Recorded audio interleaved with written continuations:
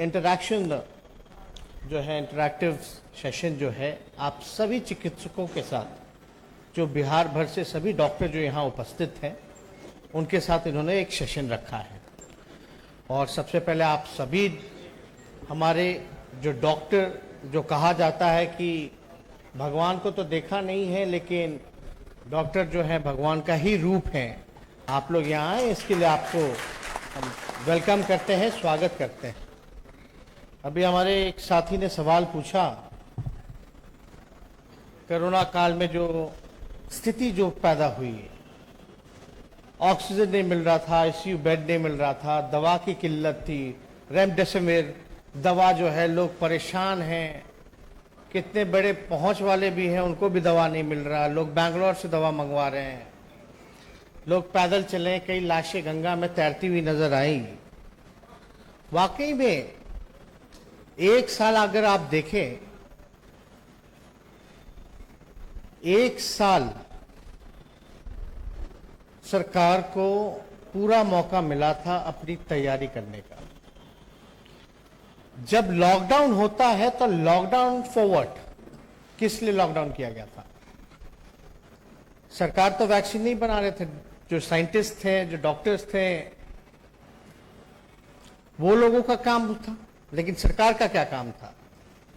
सरकार का काम था लॉकडाउन के पीरियड में कि सारी चीजों का इंतजाम कर सके। प्रिपरेशन का जो समय होना चाहिए वो लॉकडाउन के समय होना चाहिए था, लेकिन सरकार ने एक साल में कुछ भी नहीं किया। डेडिकेटेड कमिश्नरी वाइज डेडिकेटेड कोविड का हॉस्पिटल बन सकता था। जो रिक्त पड़े पदे हैं डॉक्टरों की, नर्सेस की, मेडिकल स्टाफ्स का, उस पदों को भरा जा सकता था। ऑक्सीजन की पहले से व्यवस्था की जा सकती थी, दवा का इंतजाम किया जा सकता था। देखिए, हमारा जो देश है वो वेलफेयर देश है, और जितने स्टेट्स हैं वो सारा वेलफेयर स्टेट्स है। ये सरकार की जिम्मेवारी होती है। हम लोग विपक्ष में थे, विपक्ष में रहने के बाद भी हम लोग तो आवाज उठा सकते हैं, सरकार की गलतियों को सामने ला सकते हैं, सजेशन दे सकते हैं। और विपक्ष में रहते हुए हम लोगों के पार्टी के वर्करों ने, या हमारे जितने चिकित्सा प्रकोष्ठ के जो डॉक्टर थे, हम धन्यवाद देना चाहेंगे सुधीर जी को कि उन्होंने बकायदा जो है नंबर रिलीज किया सभी लोगों का, कि किसी को डिफिकल्ट टाइम में भी अगर पूछना हो तो समय दिया जाए। हमारा जो सरकारी आवास था उसको भी हमने जो है वहां बेड की, दवा की व्यवस्था की, उसमें सुधीर जी ने भी डॉक्टरों की व्यवस्था कराई थी। तो ये सारे इंतजाम हमारे एमएलएज मिडिल ईस्ट से ऑक्सीजन ला करके दे रहे थे नवादा जिला में। सरकार क्या कर रही थी? तो जाहिर सी बात है, हम नए सोच के हैं, नया बिहार बनाना है, और हमारे पार्टी में मास कैपिटल बहुत है। अब हमको ब्रेन कैपिटल और इंटेलेक्चुअल कैपिटल की जरूरत है। तो इसलिए हम चाहते हैं कि जो बुद्धिजीवी वर्ग है, प्रोफेशनल्स जो हैं, इंजीनियर्स हैं, डॉक्टर्स हैं, इस तरह के लोग जो है, प्रोफेसर्स हैं। अब मनोज झा जी प्रोफेसर रहे हैं, कई डॉक्टर यहाँ हमारे विधायक हैं। इस बिहार चुनाव में जो हम लोगों ने टिकट जो डिस्ट्रीब्यूट किया, तो हमने 60% लगभग जो है नौजवानों और महिलाओं को टिकट दिया। और हम लोगों ने डॉक्टर्स हों, प्रोफेसर्स हों, टीचर्स हों, ऐसे लोगों को भी हम लोगों ने टिकट दिया, और लोग जीत करके आए। तो हम तो चाहते हैं कि ऐसे लोग, आप जैसे लोग जो हैं पार्टी से जुड़े। लोग जो है कहता रहता है घिसा पिटा बात, उस पर हम लोग ध्यान नहीं देना चाहते हैं। जिनको इतिहास इतना पसंद है उनको इतिहास में ही रहने दीजिए, गढ़ने वाली बातें गढ़ते रहे वो लोग। अब आप देखिए ना, नीति आयोग का जो रिपोर्ट आया, उस रिपोर्ट में क्या है? पीछे से नंबर 1 है बिहार। सवाल पूछे जाने पे जवाब मिलता है पता नहीं। तो क्या दिखाता है कि government is not serious about. हम तो इतना कह सकते हैं कि सरकार, जो मौजूदा सरकार है, चाहे उसके मुखिया कोई भी हो, वो जो बेसिक नीड है जो सोसाइटी की, उस पर ध्यान नहीं देते। और कोई दूसरा सवाल अगर और किसी का? नहीं बैठे में बैठ, ठीक। माइक उधर दिलवा दीजिए। मेरा नाम डॉक्टर विमल कुमार हुआ। कहाँ है? मैं बिहार के पेट और लिवर रोग विशेषज्ञ हूँ। मैं माननीय तेजस्वियों को नमस्कार करता हूँ और मंच पर बैठे हुए सारे माननीय अब्दुल वाली सिद्दीकी बाबू, आलोक बाबू, श्याम रजक बाबू, भोला बाबू, मनोज झा बाबू, सबको नमस्कार करता हूँ। मैं अपने बिहार के चिकित्सकगण की तरफ से कुछ मौलिक समस्या को रखना चाहता हूं और मैं शुरू से शुरू करूंगा कि अभी हमारे पीएमडीटी में आपके बिहार के मेडिकल कॉलेज में 1000 लगभग सीट है और हमारे विद्यार्थी लाखों में बैठते हैं। कितनी कमी है इसको देखा जाए। उसके बाद पास करने के बाद भी जो हमारे बिहार के विद्यार्थी है, जो बिहार के विद्यार्थी बाहर पढ़ते हैं, हमारे देश के बाहर पढ़ते हैं, उसको फिर से परीक्षा देना पड़ता है, एग्जामिनेशन फॉर मेडिकल ग्रेजुएट। इस पर सरकार की ध्यान चाहिए कि ये भी फिर एग्जाम क्यों लिया जाता है। जब वो किसी यूनिवर्सिटी से पास करके आया है तो यूनिवर्सिटी से चेक किया जाए कि विद्यार्थी सही जगह पढ़ा है चाहे नहीं पढ़ा है। अगर हम परीक्षा पास भी कर लिए, अपने फील्ड में आए, तो हमारे लिए नौकरी की व्यवस्था नहीं है। जितने हमारे चिकित्सक हर साल निकलते हैं, बीपीएससी से सारे चिकित्सकों की बहाली का जो प्रावधान किया गया है वो हर साल बहाली नहीं होती है। इसका क्या फल होता है? हमारे चिकित्सक, हमारा ब्रेन और ड्रेन होता है, बिहार से बाहर जाता है और हमारे देश से बाहर जाता है और हम अपने ब्रेन को बिहार के अंदर नहीं रोक पाते हैं। उसके बाद अगर हम प्रैक्टिस में आए तो हजारों समस्या है। चिकित्सक के लिए कोई ऐसा सरकार की तरफ से कोई भी ऐसा नहीं चिकित्सा सुविधा है, अस्पताल है जहां की डॉक्टर बैठ के इस सेवा को आगे बढ़ावे और हमारे बिहार के जो गरीब जनता है उसको सेवा दे सके। शॉर्ट में बोलिए और उसके बाद शॉर्ट में बोलिए टाइम वेरी शॉर्ट। और मैं चाहता हूं हमारे माननीय विधायक तेजस्वी बाबू को ये जो हमारी समस्या है ये सरकार तक पहुंचावे और चिकित्सकों के सारे समस्या को पहला एजेंडा दे, क्योंकि हेल्थ इज वेल्थ, स्वास्थ्य है तो सब कुछ है। और हम लोग ये ये जो हुआ था अभी, ये जो देख चुके कोरोना में कि क्या हाल हुआ था। धन्यवाद सभी लोगों को। मैं अपने वादी को विराम देता हूँ। नहीं, आपकी चिंता जो है वो जायज है और हम लोग तो लगातार जो है इस सवाल को, सदन हो, सड़क हो, हर जगह हम लोग उठाते रहे। अब सरकार, जैसे हमने पहले जवाब में बोला कि सरकार जो है वो गंभीर नहीं है, उसको कोई चिंता नहीं है लोगों की। और जहाँ तक खाली पदे जो है, हर साल जो है पदे नहीं भरी जाती, कई सालों से पद नहीं भरा गया।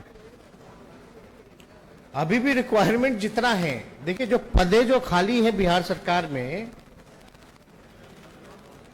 वो पदे अब तक नहीं भरी गई है। भरने के बाद भी नेशनल एवरेज के बराबर नहीं आएगा। जो WHO का जो गाइडलाइन है, कितने आबादी पे इतने डॉक्टर होने चाहिए, तो जो पद हमको तो और क्रिएट करना पड़ेगा उस पद को। जो मानक है सही दिशा में अगर जहां तक बात की जाएगी, तो इस दिशा में तो लगातार हम लोग जो है लगातार सवाल उठा रहे। और हमने ये भी कहा था, चुनाव के समय कहा था, ये हमारा प्रण था, कोई घोषणा नहीं थी, कोई जुमला नहीं था, कि अगर हम मुख्यमंत्री बनते हैं, हमारी पार्टी महागठबंधन चुनाव जीतता है, तो पहले कैबिनेट मीटिंग में अगर मेरा पहला कलम चलेगा तो 10 लाख लोगों को सरकारी नौकरी देंगे। लेकिन आप देखिएगा दूसरी तरफ मुख्यमंत्री नीतीश जी ने क्या कहा, कहां से देगा, ये बात कही थी। और उन्हीं के साथ ही बीजेपी कहते कि 19 लाख देंगे, लेकिन 19 लाख सरकारी नौकरी नहीं देंगे, व्यवस्था कराएंगे, माहौल बनाएंगे नौकरी देने का। कितना फर्क है। और कोई जो हम लोग जब बात करते हैं तो जुमला इसलिए नहीं है क्योंकि पूरा स्टडी करके विद्वानों को बैठा करके रिसर्च टीम लगा करके जो पॉसिबल होना था वही हो सकता हम लोगों ने कहा था करने के लिए। अब आप देखिए ना कि शिक्षा डिपार्टमेंट हो, हेल्थ डिपार्टमेंट हो, पुलिस डिपार्टमेंट हो, इंजीनियरिंग डिपार्टमेंट हो, वो हर जगह जो है पदे खाली है, रिक्त है, लेकिन अब तक जो है वो भरा नहीं गया। नेशनल एवरेज तो छोड़िए, दूर की बात है। तो जो 10 लाख जो मेरा साइंटिफिक जो फिगर जो हम लाए थे कि भैया 10 लाख रोजगार, यानी बिहार में लगभग 5.5 लाख जो है नौकरियां जो है वो रिक्त पदे थी, और 4.5 लाख और हम जोड़ते तो नेशनल एवरेज के मुकाबले हम आ पाते। तो ये हमारा प्रयास रहा है। और आपने कहा कि सरकार तक बात पहुंचाइए, हम तो पहुंचाते ही हैं। अगर आप लोग जैसे लोग जुट करके हाथ को मजबूत कीजिएगा तब सरकार को तो सुनना ही पड़ेगा। हेलो सर, मैं डॉक्टर नागेंद्र कुमार मुजफ्फरपुर से आया हूं और दरभंगा मेडिकल कॉलेज से पास आउट हूं। और हेलो, अब जा रही है आवाज? हाँ, आवाज है। सर, हमें बोलना है बिहार के मेडिकल कॉलेज के बारे में। हम लोग हेल्थ डिपार्टमेंट से हैं, अभी सरकारी नौकरी में भी है, हम मेडिकल ऑफिसर हैं अरे राज्य में। बोलना है कि बिहार सरकार अभी सीट बढ़ाया जा रही है। जैसे दरभंगा मेडिकल कॉलेज में 150 सीट हो गया, मधुबनी में भी सेम कहानी है।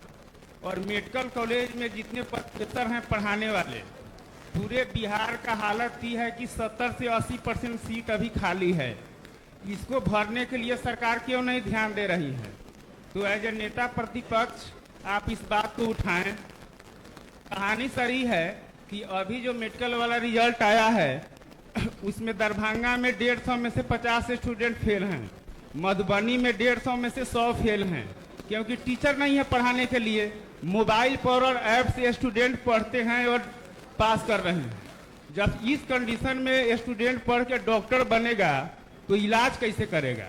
जी जी, आप इस व्यवस्था को समझ सकते हैं। हाँ सर, मेरा 2 क्वेश्चन और है। एक क्वेश्चन सर। अभी देखिए, हम आपको कहेंगे कि बहुत बड़ा कारण है, बिहार की प्रतिभा में कोई कमी नहीं है। बिहार के लोगों का लोहा हर कोई मानता है। बिहार में हो क्या रहा है कि ब्रेन जो है ड्रेन में चला जा रहा है। बात समझ रहे हैं? अब आपने कहा कि कोई शिक्षक है ही नहीं पढ़ाने के लिए, तो सही बात है, इसमें गलत कहा। जो क्वालिटी ऑफ एजुकेशन, जो गुणवत्ता जो शिक्षा में मिलनी चाहिए, वो तो लोगों को मिल ही नहीं रही है। और लोग जो है बाहर जाते हैं पढ़ाई करने, बिहार का पैसा बाहर जाता है, पढ़ लिख करके लोग वहीं सेटल हो जाते हैं, सेवा वहीं देने लगते हैं, तो बिहार की हालत तो होगी ऐसी। तभी ना भाई बिहार जो है, और हम आपको बता दें 15 साल में बिहार में पलायन, यानी हर दूसरा घर जो है वो पलायन कर रहा है, यानी 50% जो है बिहार में लोगों का पलायन जारी है। ये बात हम लोग सरकार को बोलते रहते हैं। और आपकी जो बात है मेडिकल जो सीटें की बात है, उस सारी चीजों पे हम लोग ध्यान देंगे। कई प्रोफेशनल्स डॉक्टर हैं हमारे, आपके मुद्दे को उठाएंगे, हम लोग लगातार घिराव करेंगे, बात करेंगे। लेकिन अब क्या कीजिएगा, बिहार के मुख्यमंत्री थक चुके हैं, उनसे बिहार संभल नहीं रहा। इसलिए आप देखिएगा, चाहे कोई भी नीति आयोग का हो रिपोर्ट, या कोई यूएन का हो, या कोई एजेंसी सर्वे करती है, एनसीआरबी का हो, हर जगह अगर आप देखिएगा, कोई भी बिहार में कोई भी आता है, एजुकेशन की हालत को स्टडी करता है, हेल्थ के हालत को स्टडी करता है, तो हमेशा जो है बिहार पीछे ही पाया जाता है। और नीति आयोग तो आप जान ही रहे कि केंद्र सरकार का ही अंग है। अब उसका रिपोर्ट है। तो सरकार तो गंभीर नहीं है। सरकार गंभीर इसलिए नहीं है क्योंकि उनको कोई चिंता नहीं। हेल्थ मिनिस्टर से सवाल पूछा जा रहा है, भाई क्यों पीछे है, जरा बताइए, तो भागले चल रहे हैं। देखे होंगे आप लोग वीडियो। अब बताइए, जो सवाल से भागेगा वो क्या बिहार के लिए, लोगों के लिए सोचेगा, क्या करेगा? देखिए, उन लोगों के पास कोई विजन नहीं है। वही घिसा पिटा ढंग से बस जो है सरकार चल रही। तो हमको इस पे ज्यादा टिप्पा टिप्पणी नहीं करना। आप लोग तो भुक्त भोगी, हमसे ज्यादा बेहतर आप लोग जानते हैं। और हम तो जानना चाहते हैं कि और क्या समस्या है, ताकि हम बेहतर ढंग से जमीनी हकीकत को भी समझे। जब समझेगा आदमी तब ना बोलेगा। प्रश्न पूछने वाले से तो इसलिए हम तो आप लोगों से सुनना भी चाहते हैं। आप लोगों के सवाल जो होंगे उसका जवाब भी देंगे। लेकिन एक बात तो तय होना चाहिए कि आप लोग जब तक मन नहीं बनाइएगा तब तक सिस्टम जो है वो सुधरने वाला नहीं है। कृपया संक्षिप्त में और प्रश्न पूछें। दो लाइन में प्रश्न पूछें।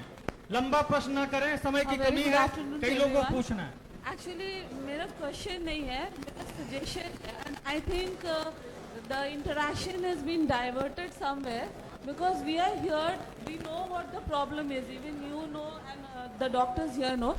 As I would agree with Dr. Om, what he told, that we want you Solution. as a representative. I don't think so you will be able to provide a solution right now. No, you want to know my vision and solution? I'm ready to give you. No. So you can ask We actually any we question. want that you represent us in the house because you are in that position. So what problems we are facing, I think we are here for that basically. Ma'am, I'm leader of opposition, Yes. not for certain people, but for 12 and 13 crore Bihari people. No, but So I have been raising question for everyone. Right, That's but- my duty. yeah, because it is a large issue. It is for everyone. It is not just for us. Means healthcare is for everyone. As Dr. Om said, it should be included. You should go forward and should be included in. नहीं, हमारी सरकार बनती तो हम 15% जो है budget health का करते हैं। Exactly, वही हमारा representation. हेल्थ और एजुकेशन बहुत जरूरी है। ड्यूरिंग द इलेक्शन भी अगर आप लोगों ने देखा होगा तो हमने क्या कहा था, पढ़ाई, कमाई, दवाई, सिंचाई, कार्रवाई, सुनवाई वाली सरकार होनी चाहिए। अगला क्वेश्चन जो है कृपया संक्षिप्त में पूछें, एकदम संक्षिप्त में। मेरा नाम डॉक्टर विनय कुमार है। जैसा कि आप बोले, जो नीति आयोग का जो रिपोर्ट आया है हाल फिलहाल में, उसमें भी बिहार शिक्षा स्वास्थ्य लेवल पर सबसे नीचे में पायदान पे है। पूरे बिहार में 6 बेड है 1 लाख की आबादी पर। उसके बावजूद भी यहाँ जो हमारे स्वास्थ्य कर्मी है उसका स्थिति मात्र 1-2 पॉइंट बताना चाहूँगा। यहाँ सब कोई जानते हैं जो MBBS की पढ़ाई के बाद PG की पढ़ाई होती है, PG के बाद सीनियर रेजिडेंट या स्पेशलिस्ट की पढ़ाई होती है। उसके बावजूद भी बिहार सरकार में हमारे जो अभी PG डॉक्टर हैं उसका सैलरी इवन स्पेशलिस्ट और असिस्टेंट प्रोफेसर से ज़्यादा है। और ये बेड का जो डिस्क्रिपेंसी है, हमारे जो शहरी क्षेत्र में उसमें बेड ज़्यादा है और पेरीफेरी का तो भूल ही जाइए। और पेरीफेरी में डॉक्टर क्यों नहीं जाना चाहते हैं? आप इवन सैलरी के लिए लड़ाई लड़नी पड़ती है, सुरक्षा के लिए लड़ाई लड़नी पड़ती है। बार बार हम लोग, कितना बार ऐसा हुआ जो PMCH हमारा सबसे बड़ा अस्पताल है उसमें आए दिन हड़ताल होती है सुरक्षा को लेकर, जो वहाँ पिटाई होती है। मेडिकल प्रोटेक्शन एक्ट नहीं है, कहीं कोई सुविधा नहीं है। तो ये सब सरकार जब तक नहीं इसको रिकॉग्नाइज करेगी तब तक ये स्थिति सुधरने वाली नहीं है। और ये सब सरकार को खुद सुधारना चाहिए। आप जो MBBS के बाद यदि कोई आगे की पढ़ाई की, उसका सैलरी क्यों कम है? उसको यदि आप अस्पताल में काम करता है वहाँ पर सिक्योरिटी प्रदान करने की जिम्मेदारी किया है। तो ये सब आप लोग की भी जिम्मेदारी है और सरकार की भी है। इसको तत्काल जो है सुदृढ़ किया जाए, नहीं तो हमारा हेल्थ सिस्टम सुदृढ़ नहीं होने वाला है। बहुत बहुत धन्यवाद। आपका जो सवाल है, सिर्फ हेल्थ डिपार्टमेंट में नहीं, हर जगह देखिएगा तो सैलरी जो है समय पे नहीं मिलती है। कुछ दिन पहले परमानेंट नौकरी नहीं दी गई, नियोजित शिक्षक का बताया गया, उन लोगों की भी सैलरी नहीं बढ़ेगी। जो स्वयं सहायक समूह है, या चाहे जीविका दी हो या आशा वर्कर हो, उन लोगों का भी जो है मानदेय जो है नहीं बढ़ाया गया। तो देखिए, लैक ऑफ गवर्नेंस तो है ही। पूरे सिस्टम में और जो सीरियसनेस होना चाहिए चीज़ों को बेहतर करने की, यानी एडमिनिस्ट्रेशन है ही नहीं। हम तो कहते हैं कि लोग कहते हैं कि गवर्नेंस है, एक बैड गवर्नेंस है, लेकिन हम कहते हैं यहाँ कोई गवर्नेंस है ही नहीं। बिहार में सब कुछ जो है भगवान भरोसे है। हमारे जी इन सब चीज़ों से क्या होगा? लोग जो हैं सैलरी जिसको नहीं मिल रहा इतने महीने से, क्या उसका काम में ध्यान लगेगा? कितना भी क्या कोशिश करेगा? तो ये सारी चीज़ें हैं। उसका भी परिवार है, उसके भी परिवार को जीवन जीना मरना है, खाना पीना है, हर चीज़ है, उसका व्यवस्था तो लोगों को मामूली चीज़ें हैं। तो इसलिए जो है सरकार को तो हम लोग बोलते ही रहते, लेकिन इस चीज़ में ध्यान देने की ज़रूरत है। लोगों को कम से कम प्रॉपर समय पे तो सैलरी, इतना बेसिक चीज़ है, इस समय पे आप सैलरी तो दीजिए। और जहाँ तक डिस्क्रिमिनेशन की बात है, हर जगह ही डिस्क्रिमिनेशन है और कहीं सुनवाई और कार्रवाई तो होती ही नहीं है। अब आप बताइए ना, जो सीएजी का जो रिपोर्ट आया है, बिहार में लगभग जो है 70 घोटाले हो चुके हैं और सीएजी के रिपोर्ट में अभी जो फिलहाल आया पिछली बार 2 लाख करोड़ से भी ज्यादा का एक्सपेंडिचर का जो है सरकार ने अब तक खर्च नहीं बताया कि कहां खर्च हुआ। तो इट्स अ स्कैम। आप समझ रहे हैं? 2 लाख करोड़ रुपया जो है वो ऐसे बह रहा है, लेकिन जो हमारे डॉक्टर्स हैं, इंजीनियर्स हैं, सिपाही हैं, इन लोगों का सैलरी नहीं मिल रहा, समय पे नहीं मिल रहा। तो किसका पैसा है? ये पैसा तो आप ही लोगों के टैक्स का पैसा है जो जाता है। अब नीतीश जी इस पे सवाल पूछेंगे, हम लोग पूछते हैं भैया कहाँ गया पैसा? 70 लाख घोटाले हुए तो सुनवाई और कार्रवाई क्यों नहीं हो रही है? तो भड़क जाते हैं बात बात पे। ABCD का ज्ञान है कि नहीं है, क ख ग का ज्ञान है कि नहीं है, इस तरह की भाषा बोलने लगते। तो हम लोग लगातार जो है, लेकिन ये it's a important thing, it's a very serious matter. पैसा जो है स्कैम्स में ही बह रहा है। भ्रष्टाचार, आप कहीं भी ब्लॉक लेवल पे चले जाइए या थाने चले जाइए, आप बिना भ्रष्टाचार के, बिना घूस के कोई काम नहीं होता। तो सब लोग जान रहे हैं, इस चीज को हम लोग लगातार बोलते हैं। सर बहुत बहुत धन्यवाद। अगला क्वेश्चन अत्यंत संक्षिप्त रूप में। Sir, I am Dr. Mohammad Shadab. My question to you is, sir, that we are well aware of that there is negligible representation of Dalit society and Bahujan Samaj society in super specialty fields of the medical sciences, just like in higher judiciary and higher bureaucracy. And as you are well aware, sir, that the private sector is becoming the major employer of people in India, and the government jobs are decreasing day by day, and there is no instrument to address this problem of proportional representation of Dalits, Muslims and OBCs in private sector and higher education and higher judiciary and higher bureaucracy. How do you propose to correct this anomaly? You're talking about reservation in private sectors. Reservation, or I prefer to call it proportional representation, sir. नहीं, उसके लिए देखिए, हम लोग अभी प्रधानमंत्री जी से मिलने गए, बात आप जरा समझिएगा। बहुत लोग जो हैं इस देश में, गरीब कौन है? 51% मजदूर कौन है? कहाँ से आता है? कौन समाज का है? ये कचरा साफ करने वाले, नाला साफ करने वाले कौन है? कौन ऐसे परिवार हैं जो भूमिहीन हैं? कौन सा एक परिवार है जो फुटपाथ पे सोता है या एक कमरे में झोपड़पट्टी में रहता है, चमकी लगा करके रहता है? तो इसके लिए देखिए, कास्ट सेंसस जो है, जातीय जनगणना बहुत ही इंपॉर्टेंट है। जब तक जातीय जनगणना नहीं होगा तब तक आपके पास रियल पिक्चर जो है सामने नहीं आने वाला है। अब रियल पिक्चर, कोई जातीय जनगणना कहने से हम जातिवादी नहीं होते, बल्कि आपको सरकार को योजना बनाने में, सरकारी योजना बनाने में, वेलफेयर स्कीम बनाने में जो है वो सहूलियत होती है, मदद मिलता है। बजट जो है डिसाइड करने में उसमें हेल्प होगा। अब तक जो है रिलीजन का होता है, धर्म की गिनती होती है। क्यों होता है? क्या धर्म वाला आपस में लड़ रहा है क्या गिनती की वजह से? गिनती की वजह से तो कोई नहीं लड़ रहा। और किसी के गिनती से क्या दिक्कत है? तो मंडल कमीशन नहीं आया होता तो आपको तो ये भी नहीं पता चलता कि जो 3-4 हजार जो है, हजारों में जातियां हैं। जाति का पता चलेगा, कौन गरीब है, किसको रिजर्वेशन मिलना चाहिए नहीं मिला। अब तो अपर कास्ट को भी रिजर्वेशन 10% का हो गया, किसी को कोई आपत्ति नहीं है। दलितों का, आदिवासियों का पहले से ही संविधान में जो है बाबा साहब ने दे रखा है। बाद में मंडल कमीशन का रिकमेंडेशन आया ओबीसी का 27% का। अब भारत सरकार ने एक नोटिफिकेशन निकाल दिया है कि अब राज्य सरकारें डिसाइड करेंगी कि किसको ओबीसी में लेना है नहीं लेना है। या आप देखते हो ना, जगह जगह लोग डिमांड करता है कि हमको ईबीसी में डाल दो, हमको जो है एससी में डाल दो। किस बेस पे डिसाइड करेगा?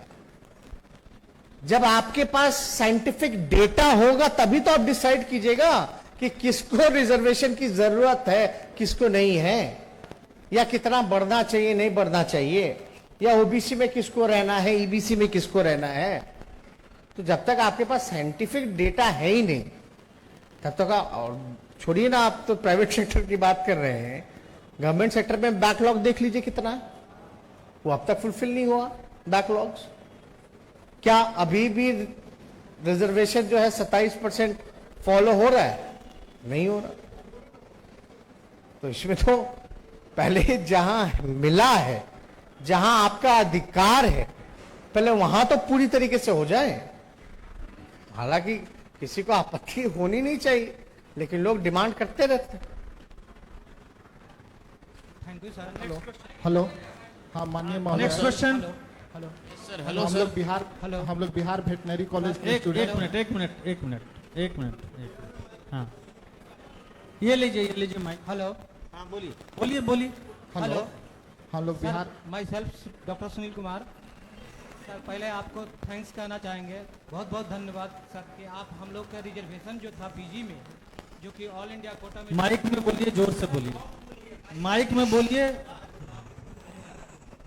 हेलो, हाँ हेलो, हाँ बोलिए सर। थैंक यू सर कि आप सर हम लोग का जो पीजी में जो 27% जो रिजर्वेशन था, जो ऑल इंडिया कोटा में अभी तक 2006 से अभी तक लंबित था, जिसके लिए आप बहुत ज़्यादा प्रयास किया और शायद आपके प्रयास रंग लाए।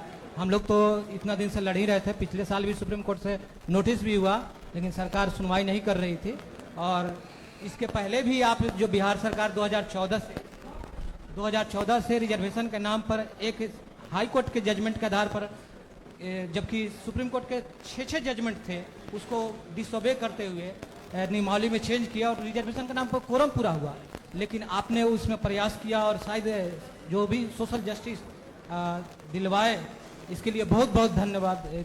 सारे मेडिकल कॉलेज के जो बहुजन जो छात्र हैं या फिर ईडब्ल्यूएस भी हैं, उनके तरफ से। ठीक है सर, मेरा जो मेन जो क्वेश्चन है सर, और वो सर बिहार में जितने भी 2019 से जो बहाली चल रही है अभी मेडिकल के लिए, उसमें सर चाहे वो एमओ है 1000 सीट के लिए निकला, अस्थाई बहाली जो निकला वो 4100 के लिए बहाली निकला, फिर उसके बाद अस्थाई बहाली निकला और 2900 के लिए निकला, फिर प्लॉटिंग के लिए निकला है 1250, जेआर के लिए निकला 1300। सारे का नियमावली सेम है। दैट मीन्स डॉक्टर लिमिटेड है और नियमावली सेम है, नियमावली में कोई बदलाव नहीं।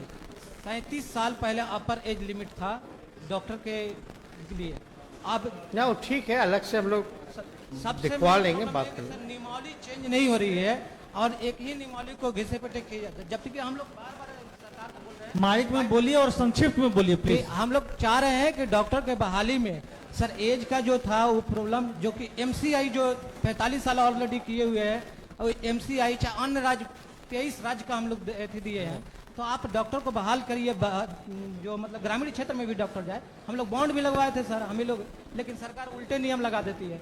तो आप सर, आपसे रिक्वेस्ट है कि आप सर इस मुद्दा को ऑलरेडी विधानसभा में उठाए भी हैं। नहीं, आपको जस्टिस दिलाना दिला देंगे। नहीं, जस्टिस नहीं दिलाना है सर। आप सर इस बात को कि डॉक्टर नहीं ठीक है, जनता को भी मिले और डॉक्टर को भी, क्योंकि सरकारी कॉलेज में सर लड़के जो आते हैं सर जनरली मध्यम क्लास के और मेधावी होते हैं। और सर आजकल स्थिति है कि नंबर बेसिस पर बहाली हो रही है। ठीक है डॉक्टर सुनील, एग्जाम होती तो बात अलग होती। ठीक है, इस पे हम लोग बाद में चर्चा करेंगे। ये मुद्दा एक है जिस पे हम लोग चर्चा करेंगे। अगला क्वेश्चन, हाँ बोलिए। हेलो सर, मैं डॉक्टर अनिल हूँ, एनेस्थीसिया प्रोफेसर बीएचयू में। मैं यहीं पढ़ाई हुआ है, बिहार से। फाइनली मैंने एम्स में कुछ दिन माइक पास में रख के बोले, माइक पास में रख के बोले। फैकल्टी ज्वाइन किया, चाहता था कि मैं यहाँ ज्वाइन करूँ। 98 में मेरा सिलेक्शन हुआ, लेकिन मुझे चेयर नहीं मिली, वहाँ बैठने की भी कुर्सी नहीं मिली। फाइनली मैंने बीएचयू में माइक नजदीक करके बोले। एज ए प्रोफेसर काम कर रहा हूँ। अनफॉर्चुनेटली सर आपने एज ए सीएम नहीं बना, या हो सकता है फ्यूचर में बने। तो बिहार के हेल्थ सेक्टर पे, इस बदहाली पे आपका आगे का विजन क्या होगा सर? जो अभी आज के बदहाली है, आप क्या क्या करेंगे सर इस पे? थोड़ा देखिए, बताएंगे प्लीज। सबसे पहले जो है खाली पड़े जो रिक्त पदे हैं नेशनल एवरेज के बराबर जो है उसको किया जाए। हमने बोला कि 15% जो है बजट जो है वो बढ़ाया जाएगा। और मेरा ये भी मानना है कि डॉक्टर्स की जो सिक्योरिटी जो है वो हम लोग की सरकार आती है तो उसको इंश्योर हम लोग डॉक्टर्स की सिक्योरिटी का करें। साथ ही साथ आपको पता है कि एमएलसीज वगैरह जो होता है, रिप्रेजेंटेटिव जो हैं, हम तो चाहते हैं कि भाई डॉक्टर्स हों या अलग अलग आर्टिस्ट हो, स्पोर्ट्समैन हो, गवर्नर जो रिकमेंड करते हैं। लेकिन आजकल ऐसा होता नहीं, आजकल ऐसा कहाँ हो रहा है। तो उस चीज़ को भी हम लोग चाहेंगे कि जो है डॉक्टर्स हो या बुद्धिजीवी हो, साहित्यकार हो, स्पोर्ट्समैन हो या समाज सेवी हो, वैसे वैसे लोग जो है उसमें चुन करके जाएं।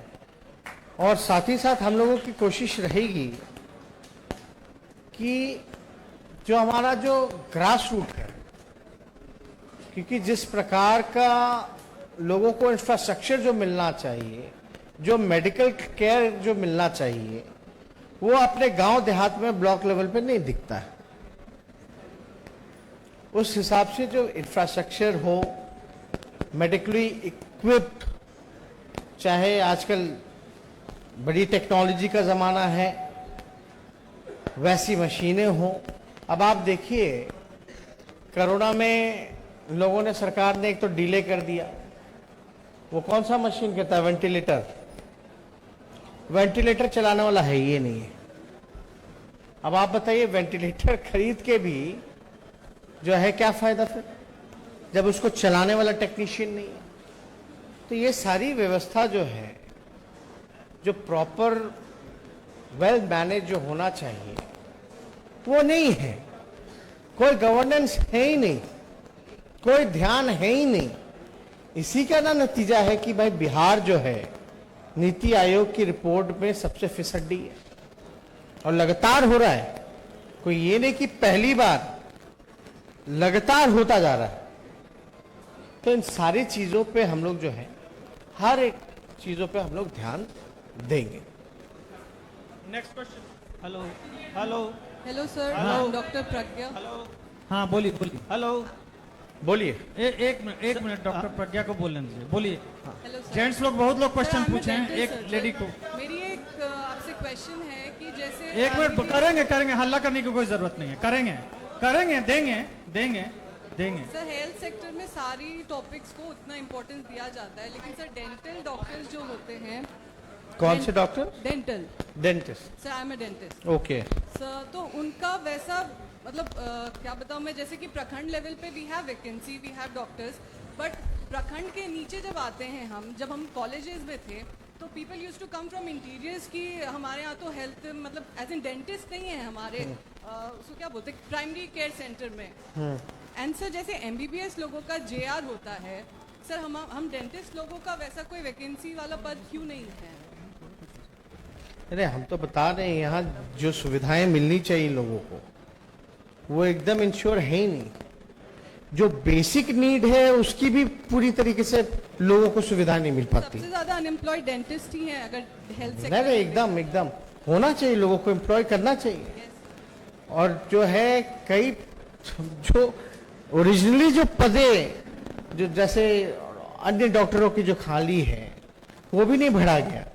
तो इस सरकार में आप जो चाहती हैं वो तो कल्पना करना भी दूर की बात है, लेकिन आपका जो राय है इससे हम अग्री करते हैं कि अलग अलग जो डॉक्टर्स हैं, फिजिशियंस हैं, हर तरह के सर्जन हैं, उतना ही महत्व हमें क्यों नहीं दिया? एकदम मिलना चाहिए, महत्व मिलना चाहिए। कई जगह जो पानी की वजह से लोगों का दांत जो है वो खराब हो जाता है, ना प्रॉपर पानी पहुंचा पाती है सरकार, ना उनके इलाज के लिए कुछ कर पाती है। तो जरूरी है कि ये सारी चीजें जो हैं होनी चाहिए। और हम तो चाहते हैं, देखिए हम सिर्फ अपना ही विजन देने के लिए यहाँ खड़े नहीं है, बल्कि आप लोगों का सजेशन के लिए भी हम खड़े हैं।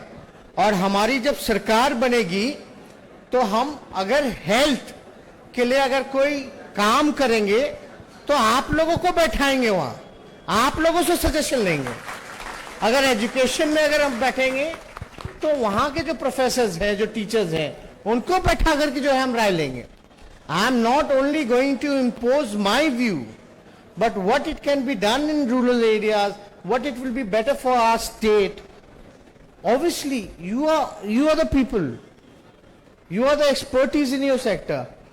अब दांत कैसे उखाड़ना हमको दीजिए ना, किसी का नहीं उखाड़ पाएंगे ना। तो प्रॉब्लम तो आप बताइएगा, हमको उस नीड को पूरा करना है, तो definitely I will try to do it. Next question madam.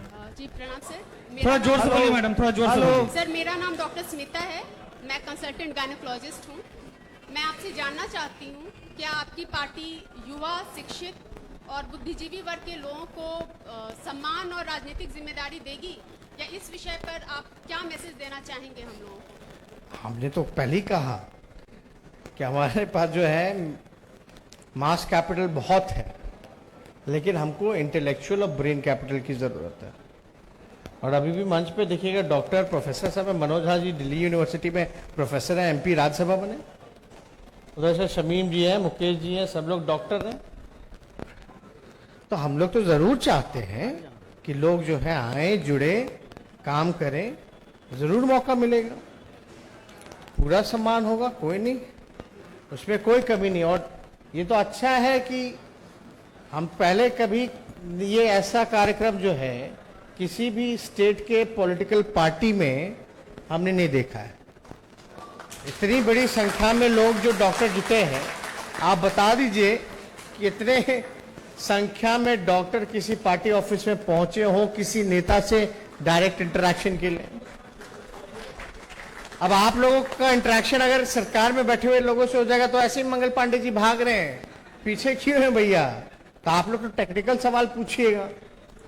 हाँ डॉक्टर साहब आप बोलिए, आप अपना प्रश्न पूछिए। हम डॉक्टर आर ईश्वर सबसे पहले नेता प्रतिपक्ष तेजस्वी जी को प्रणाम करते हैं। सर हम वेटनरी एसोसिएशन की तरफ से आए हुए हैं और बहुत परेशान हैं। जितने भी सरकारी तंत्र हैं, वह CM हो, डिप्टी CM हो, या संक्षिप्त में समस्या को रखेगा, संक्षिप्त में। बिल्कुल सर, बिल्कुल। तो हम सारे जगह से जा के थक चुके हैं, और लास्ट आशा का किरण जो दिखा वो आपका सर डॉक्टर डायलॉग्स डॉक्टर शंबा, कि यहाँ आप हमारी परेशानी को सुनेंगे। हम सर वैकेंसी के बारे में आपको बोलना चाहते हैं कि वेटनरी का वैकेंसी जो है यह 2017 से चला आ रहा था कि हाँ अब आ रहा है। 4 से 5 साल में सर यह BTSC तक पहुंचा है, और अभी BTSC वाले बोलते हैं कि और ज़्यादा टाइम लगेगा। तो हमारा सर आपसे आग्रह है कि जैसे भी हो विधानसभा में क्वेश्चंस उठा के BTSC वाले से बात करके चलिए साथ में लाठी खाते हैं। हाँ सर, हम लोग अभी तैयार हैं। बिहार के लाठी डंडा वाला सरकार है ही। सर बिहार के सारे डिस्ट्रिक्ट से यहाँ आए हुए हैं, पूर्णिया से आए हैं, 6 घंटा 7 घंटा ऐसे जर्नी करते हैं। जरूर उठाएंगे, विधानसभा में उठाया जाएगा। हाँ, विधानसभा में या फिर BTSC वाले से बात करके हम लोगों का जो परेशानी है इसको दूर कर दिया। नहीं ठीक है। दूसरा बात सर स्टाइपेंड से है, UG और PG वाला। यहाँ बच्चे को स्टाइपेंड बहुत कम मिलता है, तो थोड़ा इसके बारे में भी ध्यान दें, MBBS के कंपेयर। ठीक। और सर हेलो, आखिरी सवाल। हेलो। अब सर मैं एक बात बताना चाहूंगा सर, बहुत दुर्भाग्य की बात है सर। अलग से बात कर लेंगे, अलग से प्रतिनिधि मंडल मिल लेंगे, हम लोग समय देंगे, निकालेंगे, हम लोग उस पर विस्तार से चर्चा होगी। सर एक मिनट एक क्वेश्चन है लास्ट। हेलो, लास्ट उधर पूछवा दीजिए, इनसे पूछिए। हाँ, इधर माइक दे दीजिए। Last 2 questions, that's all, last 2 questions. Sir hello Tejasvi ji, मेरा नाम डॉक्टर अमित कुमार सिन्हा है, सीनियर एंडोक्राइनोलॉजिस्ट। बैंगलोर में मैं 15 साल रहा। आप बता रहे थे कि लोग जाते हैं फिर लौट के नहीं आते। मैं आया यहाँ पे, मैं सोचा कि यहाँ कुछ करूंगा। एक छोटी सी संस्था है, राज्य स्वास्थ्य एवं परिवार कल्याण संस्था, जो कि शेखपुरा में है। आप देखेंगे हम लोग हेल्थ की बात कर रहे हैं, वहां पे हेल्थ से लेकर के मतलब इतने पोस्ट खाली हैं, पिछले 18-20 साल से कोई वैकेंसी नहीं निकला है। आप इस पे देखिए, हम लोग डेवलप करना चाह रहे हैं, हेल्थ को डेवलप करेंगे, वहां से हेल्थ मैनेजमेंट का कोर्स होता है, वहां से कैसे हॉस्पिटल मैनेजमेंट का कोर्स होता है वो करवाया जाता है। वो हमारे यहाँ डेवलप ही नहीं है। एक छोटी सी बिल्डिंग है, अगर बाहर स्टेट में आप देखेंगे तो बहुत सारे स्टेट में ऐसा है कि उसको इतना ज्यादा डेवलप किया गया है कि वहीं से लोग शिक्षित होते हैं, कैसे हॉस्पिटल मैनेजमेंट करेंगे, कैसे हेल्थ मैनेजमेंट करेंगे। ये यहाँ पे नहीं है। आप अगर कोशिश करेंगे, हमारे ख्याल से ये कोशिश होना चाहिए। सभी लोग जानते हैं कि हेल्थ को इंप्रूव करने के लिए कुछ ना कुछ करना है हमको, तो ये अगर किया जाए यहाँ पे कुछ। 15 से 20 सालों से कोई वैकेंसी नहीं है, 2-3 डॉक्टर मिल करके इसको चला रहे हैं, जो कि कहीं से किसी भी राज्य में नहीं है। हर डिपार्टमेंट में अलग अलग सीनियर डॉक्टर होते हैं, HODs होते हैं, यहाँ पे ऐसा नहीं है। बिहार जो है बेरोजगारी का केंद्र बन चुका है। Yes sir. और इसको ही लेकर के पूरे चुनाव में जो है या उससे पहले बेरोजगारी हटाओ आंदोलन पे हम निकले। तो जो समस्या जो आप बता रहे हैं, इससे हम अवगत हैं, अवेयर हैं, और उस दिशा में हम लोग काम भी कर रहे हैं। बहुत बहुत। और अभी बेरोजगारी हटाने के लिए बीजेपी ने वादा किया था 19 लाख रोजगार देने का, तो हम लोग सड़क पे उतरे थे कुछ महीनों बाद कि भाई अब तो वादा जो है वो पूरा कर दीजिए, तो हम पे 307 का केस कर दिया। हम लोग चलेंगे तो साथ इसलिए में। जब तक आप लोगों का बल साथ में नहीं जुटेगा तब तक जो है सफल नहीं हो सकता। शुक्रिया शुक्रिया। सर मेरा नाम डॉक्टर अमजद है। हाँ। मैं पब्लिक हेल्थ एक्सपर्ट हूँ। WHO में और यूनिसेफ में लगभग 8-10 साल काम किया, बिहार गवर्नमेंट में भी 2 साल काम किया। रूरल एरिया में जो हेल्थ की सर्विसेज हैं वो काफ़ी ख़राब है, सबको पता है। डॉक्टर्स की वैकेंसी निकलती है, फुल होता है, फिर धीरे धीरे करके डॉक्टर छोड़ देते हैं। उसका जो रूट कॉज है उसको जानने की ज़रूरत है। सबसे पहले कि डॉक्टर जो हमारे यहाँ पे साथी हैं सभी ये बताएंगे कि क्या उनको जो सैलरी या मानदेय मिलता है वो क्या फुलफिल करता है उनको? बिल्कुल कम है। नहीं, इससे जुड़ा हुआ सवाल बताया। बिल्कुल। दूसरे बड़े जो डेवलप्ड कंट्री है उनकी भांति अगर सरकार रूरल एरिया में पोस्टिंग की सैलरी ज्यादा करे और अर्बन में कम, ये प्रॉब्लम एक सॉल्व हो सकता है। दूसरी चीज, सर रूरल एरिया में जो डॉक्टर्स नहीं है, इसकी वजह से हम लोग देखते हैं, पटना में रहते हैं, बिलोंग करते हैं, डॉक्टर राजेंद्र प्रसाद के जन्म स्थल जीरादेई सीवान से। पूरा बिहार का गांव पूरे जिला से पटना उमड़ के आता है अपने इलाज के लिए। क्या कारण है? क्योंकि वहां पे स्वास्थ्य सेवाएं नहीं है। उसके लिए मैंने अपनी नौकरी छोड़ के यहीं IIT पटना से एक मशीन को डेवलप किया कि रूरल एरिया में कैसे डॉक्टरों की सुविधा दी जाए। माननीय मंगल पांडे जी को वो दिखाया गया, उन्होंने कहा बहुत अच्छा है, इसको किया जाएगा, लेकिन सरकार की कोई मंशा नहीं है इस पे काम करने की। केंद्रीय सरकार के स्वास्थ्य मंत्री को भी उस चीज को बताया गया, दिखाया गया, लेकिन कोई उसका सुनवाई या कोई आगे काम नहीं होता है। कहने का मतलब है कि आज जो मैं ये डॉक्टर्स डायलॉग सुन के आया था तो मुझे यही लगा था कि यहाँ पे राज्य की सबसे बड़ी पार्टी है RJD, ये कुछ कर सकती है। अगर स्वास्थ्य में अच्छा करना है तो रूरल को सबसे पहले देखना होगा, और डॉक्टर्स का जो सैलरी वाली बात है, जो डॉक्टर्स की जो कमी है उसको पूरा करना होगा। तो मैं चाहूंगा कि आपके तरफ से इस बात को लेकर के स्वास्थ्य में जो आपने टेक्नोलॉजी और सबकी बात की, दूसरे कंट्रीज और दूसरे जगह काफी डेवलप कर रहे हैं, उसके थ्रू ही हम लोग कुछ अपने एरिया के हेल्थ केयर इंफ्रास्ट्रक्चर को सही कर सकते हैं, जिसके काफी सॉल्यूशंस है। IIT पटना पूरे इंडिया का मेडिकल डिवाइसेस का डेवलपमेंट सेंटर है, IIT Patna and IIT Madras. वहां से कई तरह के टेक्नोलॉजीज को निकाला गया है, लेकिन वो यहाँ इम्प्लीमेंट नहीं हो रहा है। दूसरे स्टेट ने कुछ शुरू भी किया है, लेकिन बिहार में कुछ भी इम्प्लीमेंट नहीं हो रहा है। ठीक है, तो हमारे लिए यही होगा ताकि हम लोग डेवलप कर सके। साथ ही कुछ ऐसे भी काम है, ऐसे भी प्रपोजल है हमारे पास कि आपकी पार्टी भी कर सकती है। आप सुधीर जी को दिलवा दीजिए। जी सर, आप सारे प्रपोजल जो हम आप प्रपोजल दीजिए, हम लोग बैठेंगे उस पर काम करें। आप लोग बोल ही लिए। मेरा नाम डॉक्टर पीयूष रंजन यादव है, मुंगेर जिला से बिलोंग करता हूँ। सर, समाज में देखने को मिलता है कि स्वास्थ्य व्यवस्था जो गांव में है वो हाथ से बदतर है। मेरा मांग है कि अतिरिक्त प्राथमिक स्वास्थ्य केंद्र का सरकार ज्यादा से ज्यादा बनाने का काम करे और उसमें दंत चिकित्सकों का नियुक्ति कराया जाए। सर, पिछले कई सालों से ये आया था कि इंटर्न की सैलरी बढ़ेगी, लाइक 2015 में बढ़नी थी, वो 2017 में बढ़ी। अभी पिछले साल बढ़नी थी, जो अभी तक भी नहीं बढ़ी। इवन नहीं, वो एक ही बात जो है बार बार दोहराने से सर, नहीं हम हो गया, बात हो ही गया। नहीं, ठीक है, एक मिनट, एक विधानसभा में आप लोगों का बात उठाएंगे। एक मिनट सर, आप लोग सब लोग बैठ जाइए, सब लोग अपने सीट पर बैठ जाइए। रिक्वेस्ट है सर, एक मिनट। मैं डॉक्टर बी किशोर औरंगाबाद से नारायण चाइल्ड हॉस्पिटल से हूँ। मेरा एक छोटा सा मतलब समस्या की ओर ध्यान आकृष्ट करना चाहता हूँ, एक समाधान भी है। अभी तक बात हो रही थी कि हम सरकार में रह के क्या कर सकते थे। मेरा सुझाव है कि हम सरकार में न रहते हुए क्या कर सकते हैं। रूरल क्षेत्र में या सबऑर्डिनेट क्षेत्र में, डिस्ट्रिक्ट में, मंडल में सबसे ज्यादा जो अभाव है सर्वथा वो इमरजेंसी फैसिलिटी का अभाव है। और वो केवल इसलिए है कि जो डॉक्टर वहां है वो इमरजेंसी सर्विस देना चाहते हैं, लेकिन केवल इस डर से नहीं दे सकते हैं कि उनको सिक्योरिटी का अभाव है। उनको लगता है कि लड़ाई झगड़ा होगा।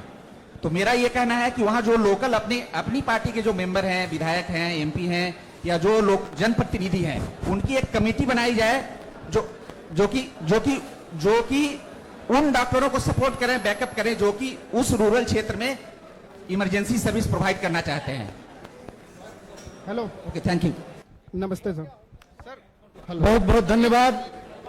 सभी साथियों से अनुरोध है कि अपना स्थान ग्रहण करें। आप लोगों ने विस्तार पूर्वक इस इंटरैक्टिव सेशन को अंजाम दिया।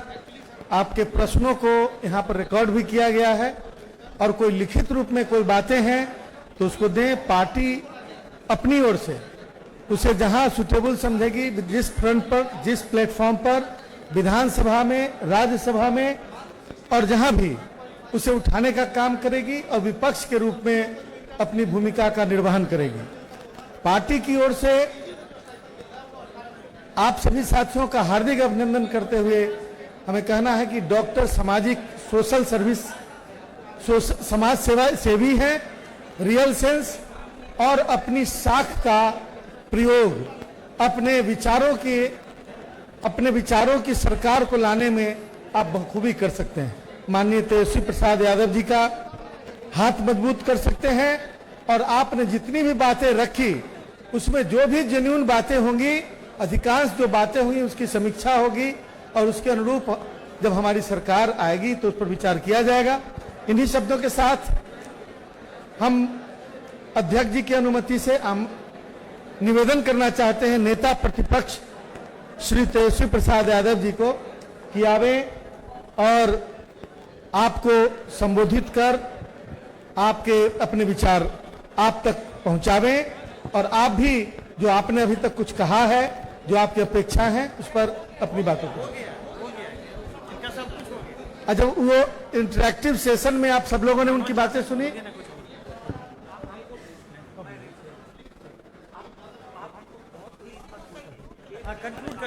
आप सभी साथी जो सभी डॉक्टर्स जो पूरे बिहार से, खासतौर से उत्तर प्रदेश बीएचयू से जो बिहार के सम्मानित डॉक्टर हैं वो आए, उन लोगों ने अपनी बातों को रखा, इंटरैक्टिव सेशन में हिस्सा लिया, उनको बहुत बहुत धन्यवाद।